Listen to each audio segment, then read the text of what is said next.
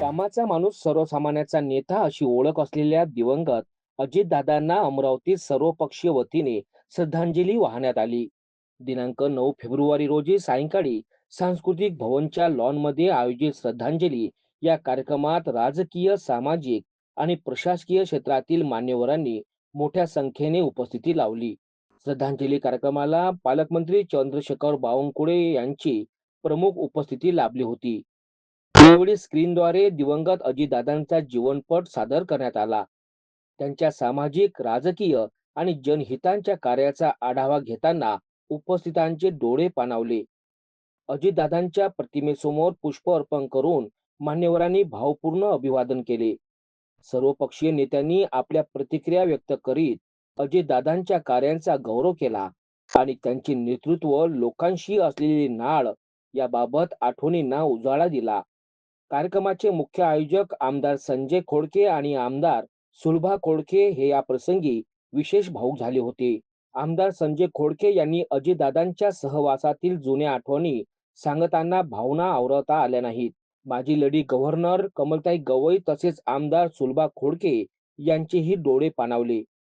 पालकमंत्री चंद्रशेखर बावनकुळे यांनी आपल्या मनोगतातून अजितदादांच्या कार्याची आठवण करून देत समाजासाठी केलेले योगदान कायम स्मरणात राहील असेही त्यांनी सांगितले. या श्रद्धांजली कार्यक्रमात माजी खासदार अनंत घोडे, माजी पालकमंत्री डॉक्टर सुनील देशमुख, प्रवीण पोटे, आमदार प्रवीण तायडे, आमदार प्रताप अडसळ, आमदार राजेश वानखडे, आमदार रवी राणा, महापौर श्रीचंद तेजवानी, उपमहापौर सचिन भेंडे यांच्यासह अनेक मान्यवर उपस्थित होते. कामाचा माणूस म्हणून ओळख असलेल्या अजितदादांना वाहिलेली ही श्रद्धांजली उपस्थितांच्या मनात कायमच कोरली गेली.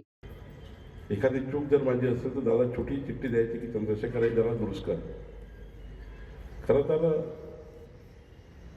अनेक आयाम म्हणजे अष्टपैलू कर्तृत्व जरी म्हटलं तरी 100 गुण आणि अत्यंत उच्च क्वालिटीचे गुण आणि तेवढे संस्कार,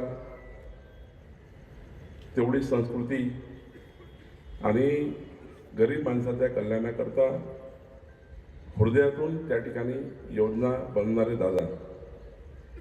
खरं तर एखादी योजना त्यांना पटली पण ती समाजाच्या कल्याणाकरता असेल तर दादा तो निर्णय तात्काळ घ्यायचे आणि ते लिहून ठेवायचे की हा निर्णय मला घ्यायचा आहे, हा निर्णय मी करणार आहे.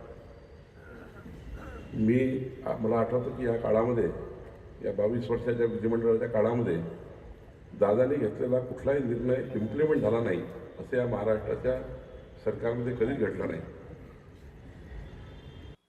मला आठवते की अशा कितीतरी पार्लमेंटरी बोर्ड असतील की महत्त्वाच्या मीटिंग असतील, पवारसाहेबांसमोर सहसा कोणी विषय मांडत नसत.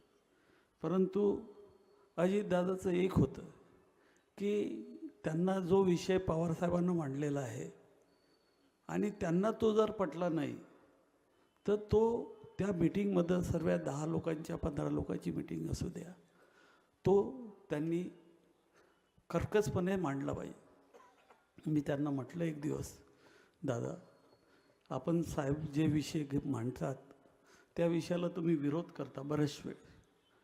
ते म्हणे, खोडके एक गोष्ट लक्षात ठेव, आपल्याला जे वाटते की हे चुकलं आहे ते आपण सांगायचं, निर्णय घ्यायचं काम त्यांचं आहे.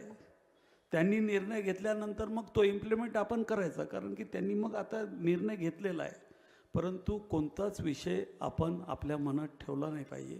आपण एकदम मोकळेपणानं विषय मांडला पाहिजे.